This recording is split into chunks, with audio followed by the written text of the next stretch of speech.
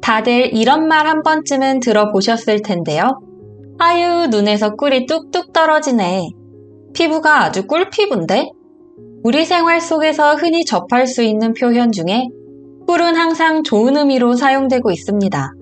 고대 그리스에서는 신들의 식량이라고 불렸고, 로마에서는 하늘에서 내리는 이슬로 기록되었던 식품이 바로 꿀입니다. 그 정도로 꿀에 대한 인류의 사랑은 오랜 시간 동안 계속되어 왔는데요. 그렇다면 지금까지 여러분이 먹었던 꿀도 하늘에서 내린 이슬이었을까요? 시장에는 수많은 가짜 꿀이 넘쳐나고 있습니다. 그 중에서 진짜 꿀을 골라내기 위한 카더라 정보들도 참 많은데요. 꿀에 하얗게 결정이 생기면 가짜 꿀이다. 사실일까요? 아니요, 거짓입니다. 꿀을 냉수에 섞었을 때 벌집 모양의 육각형이 나타나면 천연꿀이다. 사실일까요? 이것도 거짓입니다. 꿀을 떨어뜨렸을 때 쭉 흐르듯 떨어지면 가짜 꿀이다 라고 했습니다. 그렇다면 이건 진실일까요? 이것 역시 거짓입니다. 그만큼 꿀은 눈으로 구별하기 어려운 음식인데요. 도대체 어떻게 골라야 하는 걸까요? 그래서 오늘은 꿀과 함께 먹으면 몸에 보약이 되는 궁합 2가지와 영양소를 최대로 끌어올릴 수 있는 특별한 레시피, 그리고 꿀과 함께 먹으면 몸에 독이 되는 음식 2가지, 마지막으로 좋은 꿀을 고르고 보관하는 방법까지 꿀에 대한 모든 것을 알려드릴 테니까요. 영상 끝까지 함께 해주세요. 신이 주신 선물로 여겨졌던 꿀은 어떤 효능이 있을까요? 꿀에는 단백질, 미네랄, 아미노산, 비타민 등 수많은 영양소가 들어있는 이상적인 종합 영양제이자 인류 역사상 가장 완벽한 슈퍼푸드 중 하나입니다. 피곤해서 손가락 하나 움직일 힘이 없을 때 꿀을 먹으면 에너지가 충전되고 활력을 되찾을 수 있어서 천연 자양강장제로도 손색이 없는데요. 꿀과 함께 먹었을 때 기력 회복에 더욱 도움을 주는 음식이 있습니다. 꿀과 함께 먹으면 보약이 되는 음식 첫 번째, 바로 마늘입니다. 마늘은 미국 타임지가 선정한 세계 10대 건강식품 중에 하나로 꿀과 마늘을 함께 먹으면 기력 회복과 면역력에 큰 도움이 됩니다. 우리나라에서는 예로부터 마늘을 냄새 하나를 빼고는 100가지 이로움이 있다고 하여 일해백리라고 불렀습니다. 그러나 이 사실을 알고 있어도 마늘의 매운맛과 냄새로 인해 마늘 섭취를 꺼리는 분들이 많으실 텐데요. 꿀과 마늘을 함께 먹으면 꿀의 달달함이 마늘의 매운맛을 중화시키면서 건강에 대한 이점은 5배 이상 높아집니다. 마늘의 매운맛과 강한 냄새는 알리신이라는 성분 때문인데요. 마늘의 대표 성분인 알리신은 살균과 항바이러스 효과가 있어서 감기나 기관지염에 걸렸을 때 즉시 효과를 발휘합니다. 그러면 꿀과 마늘이 어떻게 조화를 이루는지 알아볼게요. 꿀의 대표적인 영양소인 티아민과 마늘의 알리신 성분이 만나면 알리티아민이 생성됩니다. 알리티아민은 장내 세균에도 파괴되지 않아 티아민의 흡수를 더욱 효과적으로 도와주며 이를 이용해 만든 대표적인 상품이 바로 아로나민 골드와 영양주사로 선풍적인 인기를 끈 마늘주사입니다. 특히 마늘주사는 알리티아민의 이용률을 한 단계 더 높인 프로설티아민을 활용하여 비타민 B1의 체내 흡수율을 15배 이상 높인 제품이죠.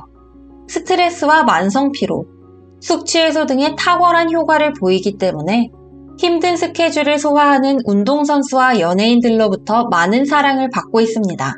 다만 비싼 가격 때문에 안타깝게도 일상생활에서 자주 접할 수 있는 제품은 아닙니다. 그렇다면 이렇게 좋은 알리티아민을 쉽고 경제적으로 구할 수 있는 방법은 없을까요? 지금부터 손쉽게 알리티아민을 구할 수 있는 마법의 레시피, 꿀 마늘 절임 제조법을 알려드리겠습니다. 마늘 12쪽, 꿀 1컵, 그리고 소독된 유리병만 있다면 준비는 모두 끝났습니다. 마늘을 깨끗하게 씻은 후 물기를 빼주세요. 마늘의 꼭지는 씁쓸하고 향이 강하기 때문에 제거하고 드시면 부드러운 맛과 향을 느끼실 수 있습니다. 에어프라이어에 180도로 8분 돌려주세요. 만약 에어프라이어가 없다면 팬에 기름 없이 약불로 마늘이 노릇노릇해질 때까지 구워주시면 됩니다. 마늘을 굽게 되면 식감과 풍미가 좋아질 뿐 아니라 아조엔이라는 새로운 성분이 만들어져 항산화 물질 활성도가 증가하게 됩니다. 이렇게 준비된 마늘을 식힌 후 소독된 병에 넣어 꿀을 채워주세요. 꿀팁을 하나 더 드리자면 일주일 정도 냉장고에 숙성시켜 주시면 좋습니다. 더욱 달달하고 쫄깃한 식감을 가진 꿀 마늘절임을 드실 수 있을 거예요. 일주일을 숙성시킨 꿀 마늘절임은 중국 황실에서 쓰였을 정도이니 지상 최고의 정력 강장제라고 해도 손색이 없겠죠. 공복에 물 한 잔과 함께 하루 2-3알 정도 챙겨 드시면 효과가 제일 좋습니다.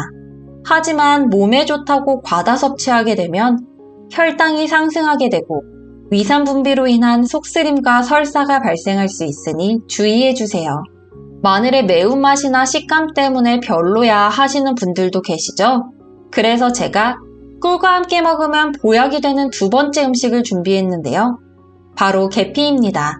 한의학에서는 계피와 꿀의 조합에 대해 이렇게 말합니다. 계피는 양의 성질, 꿀은 중간적 성질을 지니고 있어 양과 음의 균형을 맞출 수 있고 면역력 향상은 물론 몸속 염증 완화에도 효과가 있다. 그리고 계피가 가진 대표적인 효능 중 하나인 진통작용은 꿀과 만나면 그 효능이 더욱 극대화되는데요. 생리통은 물론이고 관절통, 손발저림을 다스리는 데 효과가 있습니다. 즉 계피의 비타민과 꿀의 무기질 성분이 만나면 강력한 천연 진통제가 될 수 있다는 말이죠. 이러한 효능을 입증하는 연구가 얼마 전에 덴마크에서 발표되었는데요. 최근 코펜하겐 대학교에서 약 200여 명의 관절염 환자를 대상으로 꿀과 계피의 섭취에 관한 연구를 진행했습니다. 환자들에게 아침과 저녁 식사 전에 따뜻한 물에 꿀과 계피를 섞어 섭취하게 했더니 일주일 안에 73명의 통증이 개선되었고 한 달 후에는 걷거나 움직이기 힘들어했던 환자들까지 특별한 통증 없이 스스로 움직였다고 합니다. 그러나 과도한 섭취는 항상 조심해야 하는 법이죠. 지금부터는 조금 더 주의 깊게 들어주세요. 임신부는 자궁수축을 유발할 위험이 있기 때문에 꿀과 계피의 섭취를 자제하셔야 합니다. 또한 과유불급이라고 했던가요? 일반인의 경우라도 꿀과 계피를 과도하게 드시면 두통이나 위장장애를 유발할 수 있기 때문에 꼭 적당량만 섭취하시길 권장드립니다. 그렇다면 꿀과 계피를 어떻게 먹는 것이 좋을까요? 정말 간단한 레시피로 만들 수 있는 계피꿀이 바로 그 주인공입니다. 꿀 1컵과 계피가루 1큰술만 준비하시고요.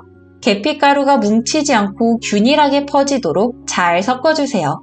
그리고 밀폐 용기에 담아 보관하시면 됩니다. 이렇게 만든 계피꿀은 하루에 1스푼씩 떠 드시거나 차나 요거트에 넣어 드셔도 좋습니다. 레시피는 간단하지만 그 효능은 고급 영양제 못지 않으니 꼭 만들어서 드셔보세요. 지금까지 꿀과 함께 먹으면 좋은 음식 2가지에 대해서 알아봤습니다. 유익한 정보가 되셨을까요? 이렇게 보약과도 같은 효능을 내는 꿀이지만 어떤 음식과 먹느냐에 따라 우리 몸에 독이 될 수도 있는데요. 꿀과 함께 먹으면 안 되는 음식 2가지, 두유와 두부입니다. 두유와 두부의 주 원료는 바로 콩인데요. 콩과 꿀은 함께 섭취하면 안 되는 상극의 성질을 가지고 있습니다. 꿀에는 포도당, 과당 및 소량의 유기산이 들어있는 것이 특징인데요. 이 유기산이 두부 속 단백질과 만나게 되면 변성 침전물이 생기게 됩니다.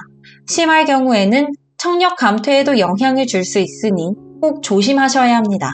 또한 위장이 민감한 분들이 계시다면 소화 불편이 생길 수 있으며 설사까지 발생할 수 있으니 꿀과 두유, 꿀과 두부를 함께 섭취하시는 것은 꼭 피해 주시는 게 좋겠습니다.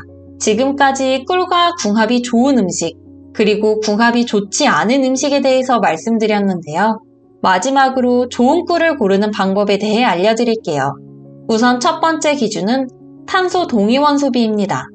시중에 판매되고 있는 꿀통의 라벨을 잘 살펴보면 탄소 동위원 소비라고 적혀 있는 것을 보실 수 있습니다. 탄소 동위원 소비. 단어는 굉장히 어려워 보이지만 쉽게 생각해서 천연꿀의 수치라고 기억해 주시면 좋을 것 같아요.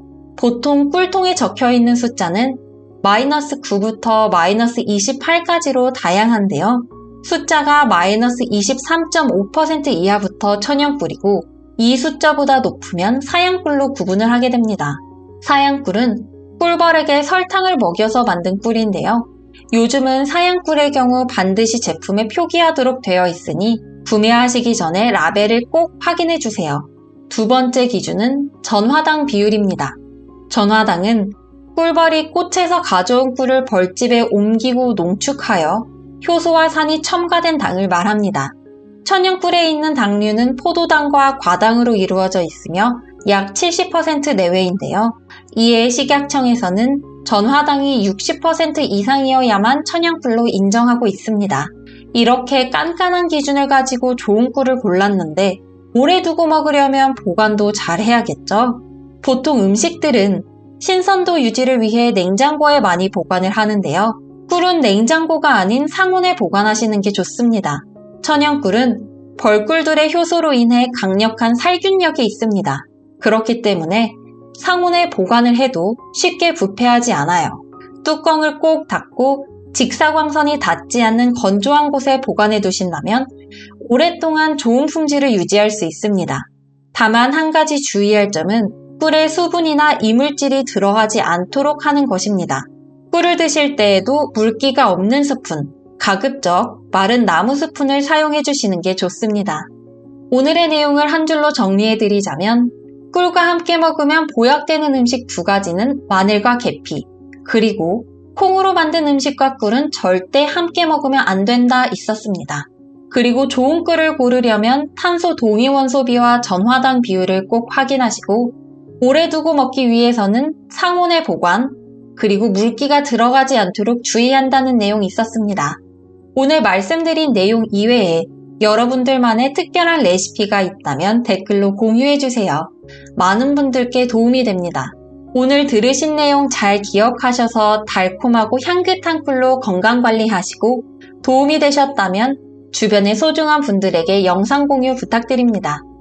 손에 잡히는 건강 채널 구독과 좋아요 해주시고 항상 도움이 되는 알찬 내용 소개해드릴 수 있도록 하겠습니다. 감사합니다.